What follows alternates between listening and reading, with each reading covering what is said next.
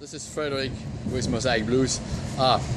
This morning I am cleaning up the mystery mosaic, and to do that I'm using a pressure washer. This is not the kind of tool that is used very often in mosaics, but well, I do that, and it works pretty nicely. Now I'm using these goggles because of the projection, so let me show you how this works here.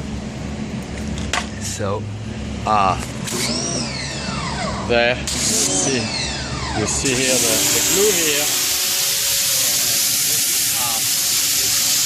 It's up nicely, the glue from the tiles here.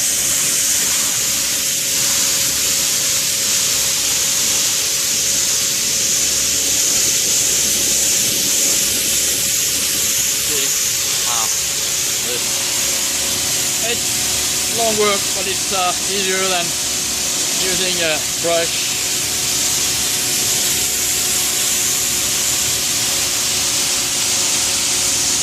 So you have to be careful not to, you're going to have some tiles that are going to go away, so you'll have to put them back later.